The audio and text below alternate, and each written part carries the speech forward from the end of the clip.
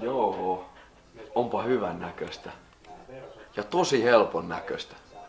Täytyy koittaa itekin. Koittakaa tekin. Moro ja tervetuloa Uudeksun pariin. Tänään ollaan Espanjan maisemissa, ainakin kuvannollisesti, eli mä näytän miten tehdään paella. Ja siihen voi laittaa erilaisia lihoja, kanaa, katkarapuja, äyriäisiä, miten nyt ikinä haluukaan. Mä teen mustekala paella tänään ja katsotaan mitä raaka-aineita löytyy. Eli ihan täältä löytyy mustekalarenkaita 250 grammaa, rosmariinia, oliveja, sitruunaa, artisokkaa, tomaattimurskaa. Sitten täällä on sahramia, 2 pussia eli yhteensä 1 gramma. Sitten valkosipulia, 3 kappaletta sipuleita, kanafondia, vihreitä papuja, kanan paistileikettä, semmoset kilo, risottoriisiä by Risella. Ja sitten viimeisimmäksi, mutta ei vähäisimmäksi, löytyy tällainen mauste kuin savustettu paprika, pimenton. Tätä saa ainakin sittareista ja jostain vähän erikoisemmista kaupoista eri merkkiä. Näitä on niinku mietoa ja sitten on hottia myytävänä. Tää on mietoa. Ja siis Santa Maria myy tällaista myös kuin paprika smoked. Tääkin on savupaprikaa, mutta ihan eri tavaraa kuin tämä. Tää on niinku aitoa espanjalaista. Ja tätä ei tarvitse paljon käyttää ruoassa, koska tää on sen verran voimakasta. Mutta aletaan pilkkomishommiin, aloitetaan sipuleista.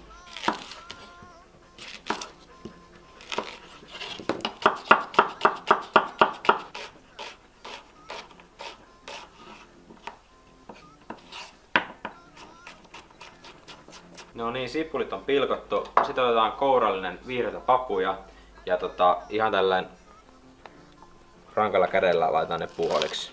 Se riittää, jätetään ne sivuun. Ja helppo kuin mikä. Seuraavaksi artisokka, eli avataan tämä. Otetaan näitä täältä. Pistää nämä niin kuin 4 osaan. Näin.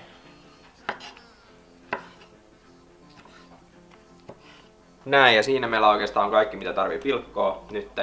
Nyt otetaan nämä kanat, käydään paistamaan nämä nopeasti pannulla. No niin, täällä on pannu hellalla, vähän oliiviöljyä. Otetaan, että se lämpenee siitä. Täällä mulla on litra vettä. Tehdään siitä tällainen liemi. Eli aloitetaan liemen teko sillä, että laitetaan 2 näitä kanafondia. Sitten otamme tätä savustettua paprikaa. Semmonen niin kuin 2 teelusikallista suurin piirtein sinne. Noin. Sitten erittäin oleellinen tässä reseptissä eli sahrami. Sahrami on nimenomaan se mauste, mikä antaa siihen paellaan sen kuuluisan keltaisen värin ja semmoisen omanlaisensa maun. Et sä voit kyllä tän sijasta laittaa kurkumaa, mutta sitä mausta tulee ihan erilainen. Suosittelen sahramia siksi. Ja mä laitan 1 gramman, eli 2 pussia. Aika kiva punainen väri täällä. Nyt mä laitan tän täysille ja kiehautan ja sen jälkeen annetaan se olla siinä. Meitä syöjiä on tänään 7 henkilöä, joten mä teen aika ison annoksen tätä paellaa. Että tän voi ihan huoletta puolittaa, jos on vähemmän syöjiä, mutta tää säilyy aika hyvin jääkaapissakin. Kiva tehdä isompi annos kerralla, mutta tietysti vaatii vähän isomman pannun myöskin. Et tääkin on aika rajoilla mun pannun kanssa, että mahtuuko se ruoka siihen. Just mahtuu.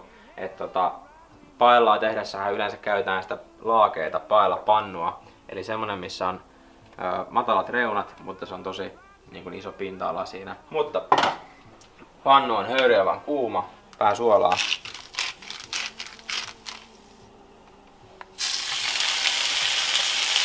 Kanat sinne.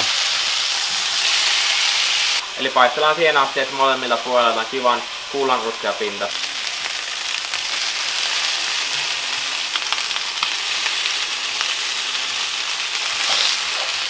No niin, sit katsotaanko väri hyvä toista puolelta. Erittäin hyvä. Nostetaan nää tänne. Ja toistetaan tämä prosessi varmaan pari kertaa, koska sitä kanaa nyt vielä siellä on jonkun verran. Rasvaa ei tarvii ollenkaan lisätä, koska sitä kanasta irtoaa sitä. Laitetaan vähän suolaa kuitenkin. Sama uusiksi. Viimeiset kanat pannulla otetaan ne pois. Tänne. Näin, eli kaikki on nyt siellä. Laitetaan hellaa vähän pienemmälle. Eli täällä on nyt se kaikki kanarasva ja se maku, mikä on tänne jäänyt. Ei heitellä sitä pois todellakaan, vaan nyt paistaa ne sipulit siellä.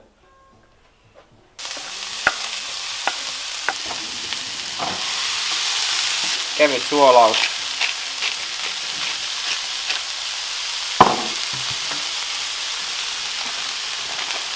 Ripaus sokeria. Korostaa kivasti tuota sipulin makeutta.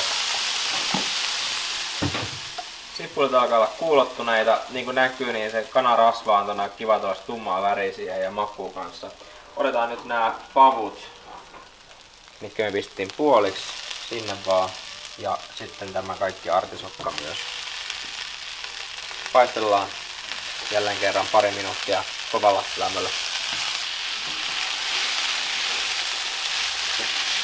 Hetki ollaan näitä nyt paistellut tässä.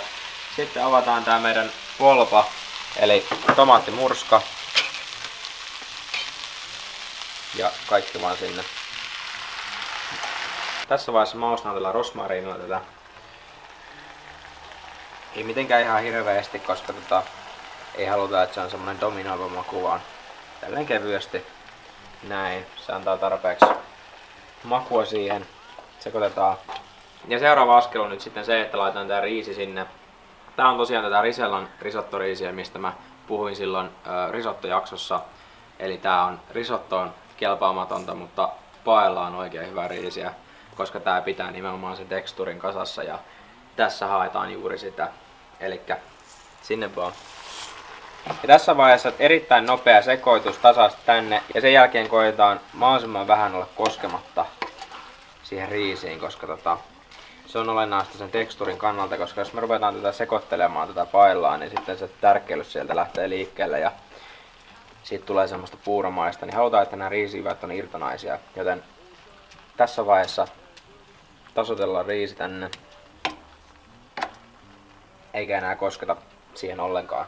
Mutta ei tää valmis todellakaan vielä oo. Et nyt lisätään tää liemi. Täällä on siis litra kanalientä, jossa on sitä sahramia ja savustettua paprikaa. Kaadetaan tää kaikki tonne.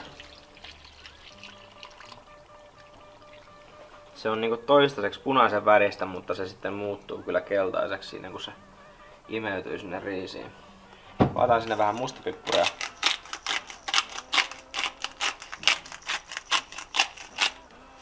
Ja sitten kun tää on kiehumispisteessä, niin laitetaan hella tonne keskilämmölle 4 ja otetaan siihen asti, että toi liemi on suurin piirtein samassa kohdassa ton riisin kanssa. Sen jälkeen tehdään vähän jatkotoimenpiteitä, mutta nyt odotellaan.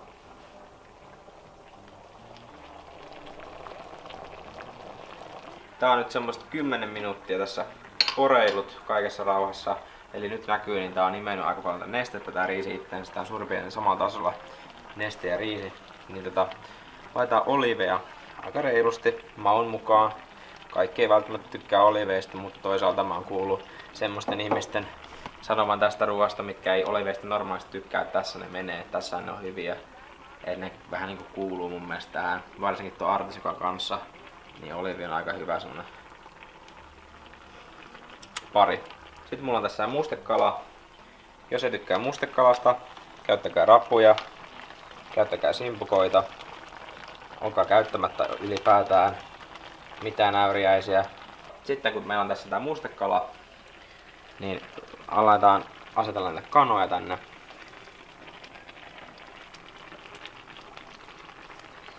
Ihan pannu täyteen vaan. Kaikki kanarasva mitä siltä oli valunut, niin myöskin tänne antamaan makua. Näin. Mustapippuria. Sitten laitetaan vielä tätä savustettua paprikaa tähän pinnalle kevyesti. Tässä vaiheessa mä laitan hellan aivan täysille, koska me halutaan nyt se palannut pohja sinne. Eli nyt kun nestettä alkaa olla vähemmän, niin se alkaa kanssa palaa sinne kiinni. Ja sitä pohjan palamista ei tarvitse pelätä tosiaan, koska se on nimenomaan se kaikista ns. Paras kohta siinä paellassa. Eli espanjalaiset kutsuu sitä palannutta pohjaa nimellä sokaraat. Eli sinne kun menee ne kaikki se rasva ja kaikki se tärkkelys ja kaikki nää, niin se muodostaa semmosen rapeen pohjan sinne, joka on erittäin hyvä. Eli nyt mä teen niin, että mä täydellä teholla paistelen tosiaan näitä tässä niin kauan, että se pohja alkaa niinku palaa sinne kiinni. niin kauan, että se riisi on kypsää ja niin kauan, että se neste alkaa olla haihtunut sieltä pois. Sitten tiedät, että se on valmis. Tosiaan no mustekalat ei vaadi ihan hirveän pitkää kypsysaikaa, siksi mä laitan ne vasta nyt. Kana on suurimmaksi osaksi kypsää jo ja näin edelleen. Mutta odotellaan nyt vielä hetki. Otetaan tää nyt pois levyltä. Sitten laitetaan tähän kansi päälle. Viedään se tänne pöydälle odottamaan tarjoilua. Tää on muuten siis niin painava, ettei yhdellä kädellä saa nostettua ihan oikeesti. Niin. Elikkä kahdella kädellä nostetaan se sinne. Ja sitten laitetaan vielä vähän extra natured oliiviöljyä tänne. Tasaisesti. Noin. Antaa se vetäytyä nyt semmonen 10-15 minuuttia ja sen jälkeen syödään.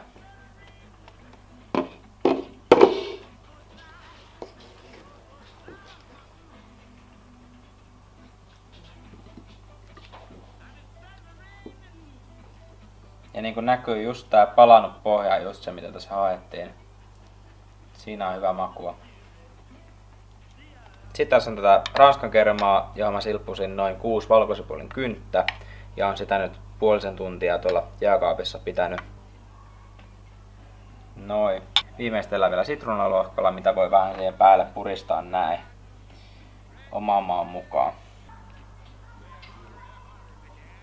No niin, ja sellainen annos tänään. Erittäin hyvä ruoka arkeen, että juhlaankin. Suosittelen kokeilemaan. Ja eikä tässä enempää, että tuolla ottaa 6 muuta ihmistä, jotka tätä ruokaa haluaa syödä, joten ehkä mä en höpise enempää, vaan ruvetaan syömään. Hei, jos tykkäsit videosta, niin tuttuun tapaa tilaa kanava, kerro kaverille, peukut pystyy. Nähdään seuraavilla videolla. Moi moi!